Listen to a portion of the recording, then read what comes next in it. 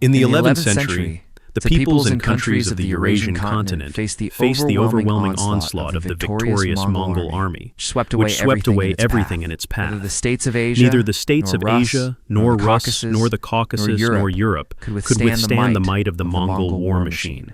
By 1227, the total number of the army was around 130,000. However, there could be no chronicled evidence of 400,000 Mongols arriving in Khwarezm, northern China, or Rus. Yet the Mongols almost always emerged victorious. A harsh land with no food, in a constant state of conflict, forged the Mongols and gave rise to Genghis Khan, the greatest among them. A land where survival, not just life, was the goal, nurtured a nation of natural-born warriors. From a young age, Mongols were trained to ride. At age 3, mothers would seat their children in a saddle and tie them to the horse's back. By 4 or 5, a child would receive their first bow, and from then on spend most of their time in the saddle. Hunting served as training for the Mongols, during which they conducted something akin to military maneuvers. On campaigns, Mongols could sleep in the saddle, allowing their units to move with great speed. Mongol warriors were known for extraordinary endurance. In times of need, Marco Polo wrote that in times of need, they could go 10 days without hot food. They fought on short, stocky horses that were extremely hardy and adapted to harsh climates. Their thick fur kept them warm. These horses could travel vast distances, graze on the move, and feed on roots and fallen leaves. In winter, they dug through snow to find food. Soldiers preferred to ride lactating mares so they could drink the milk. In times of hunger, they would also cut a small vein on the horse's neck and drink a little of its blood. Each warrior brought 2 to 5 horses and rotated them to always have a fresh mount. The army was organized according to an Asian decimal system, divided into tens, hundreds, thousands, and tens of thousands, led by officers at each level. On campaign, the Mongols split their army into several large detachments to ensure supply and maximize plunder. During the rule of Genghis Khan and his successors, the Mongol army had two main types of troops, heavy cavalry and light cavalry. The ratio between them and their armament evolved during the years of continuous warfare as the Mongol Empire expanded. From subject peoples accustomed to infantry warfare, auxiliary infantry and siege units were also formed. The Khan had his own 10,000-strong guard corps known as the Keshik. These guards were selected primarily from noble families, strong, brave, and skilled warriors who had won in military competitions. A member of the Keshik ranked above field officers of the same grade.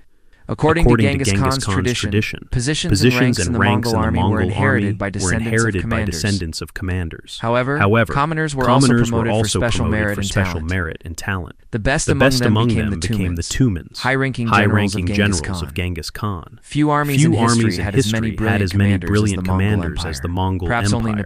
Perhaps only Napoleon's or Stalin's marshals compared. Introduced a logistics corps. Commanders called Cherby or Kirby. Commanders called Cherby or Kirby were responsible for providing the army with food, clothing, weapons, as well as managing and distributing loot. He also imposed strict discipline. Many offenses were punishable by death. Many offenses were punishable by death. Mutual aid. His code of laws demanded mutual aid and solidarity. Each warrior had to prepare thoroughly for campaigns. Lack of a needle or spare bowstring could lead to punishment. Death was also the penalty for other violations,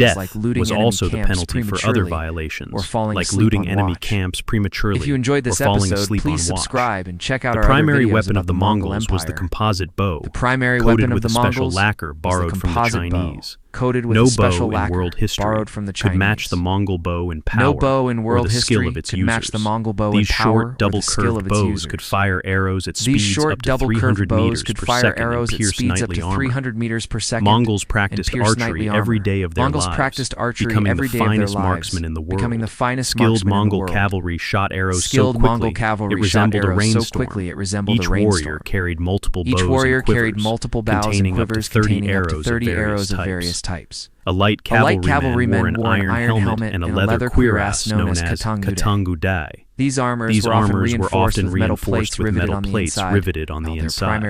Their primary weapon, like all Mongol cavalry, they also used small spears, maces, combat knives, Heavy cavalry and light carried axes. sabers, swords, Heavy or cavalry broadswords. carried sabers, Long swords, spears with or hooks broadswords, for pulling enemies from long the saddle. spears with hooks Battle for pulling axes enemies and from the laminar saddle, iron armor battle called axes, kuyag. and laminar iron They armor wore conical called helmets with kuyag. face guards They and wore half-masks. conical helmets with face Nobles guards often and armored their half-masks. horses as well. Nobles with armor often lacquered armored and their decorated. horses as well, The strategic with armor genius lacquered of the and Mongol decorated. army lay in The reconnaissance, strategic genius diplomacy, of the Mongol and rapid army movement. lay in reconnaissance, Scouts and spies were diplomacy, sent to and enemy rapid territory movement. immediately after Scouts planning and began. spies were sent to enemy Merchants territory often acted as immediately spies, after planning providing began. intelligence on weak Merchants points in enemy often acted as defenses spies, and the political providing landscape. intelligence on weak points Mongols in enemy spread rumors defenses to sow discord, and the political landscape. claiming enormous Mongols numbers, spread rumors to sow invincibility, discord, and cruelty. claiming enormous They numbers, chose the season of attack invincibility, carefully. For and example, cruelty.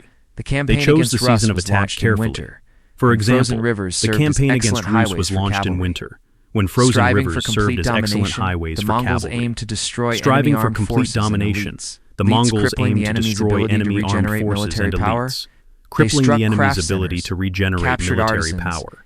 and They relocated struck them craft deep into centers, the empire. captured artisans, They often and returned to relocated raid them previously deep into the conquered empire. lands, They often establishing returned to chronic raid dependence. previously conquered Their lands, tactics focused on wearing down the establishing enemy chronic through dependence. maneuvering and light cavalry Their tactics archery, focused on wearing followed by down the the crushing enemy blow through of heavy maneuvering and armored light horsemen. cavalry archery, False followed by the retreats were crushing common to blow of break heavy enemy armored horsemen. formations, as were False ambushes. retreats were common to break Sometimes enemy they allowed the formations, enemy to retreat as to were strike at ambushes. them during withdrawal. Sometimes they allowed the A common enemy to tactic retreat was to the strike circle at them dance, during where withdrawal. Mongol archers A formed common moving tactic ring was the and circle showered dance, enemies with where arrows. Mongol archers formed They a only moving entered ring close and combat showered once the enemies enemy with was arrows. weakened and disorganized. They only After entered defeating close enemy combat forces, once the they enemy was pursued the weakened and retreating army for disorganized. days.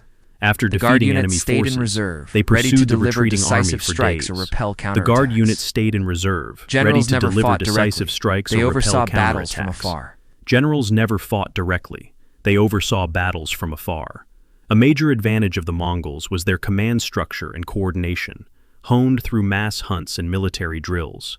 They used messengers, drums, gongs, flags by day, and lanterns at night. Initially, a weakness in Mongol tactics was their inability to capture fortified cities. To address this, they recruited Chinese and later Muslim engineers. Soon, they had a vast arsenal of siege equipment. They also introduced innovations like primitive artillery. In 1259, Chinese engineers developed a fire lance made from bamboo that shot shrapnel up to 250 meters. Alongside this, Mongols extensively used captured labor during sieges. Each cavalryman was required to bring 10 prisoners who, under engineer supervision, built and operated siege engines and filled moats under enemy fire. During assaults, prisoners were driven ahead as human shields. The Mongols never paused during a siege, exhausting the defenders, while rotating assault teams among themselves. When possible, the Mongols lured defenders into open battle using small units. Mongol warriors fought with ferocity, especially exterminating those who resisted.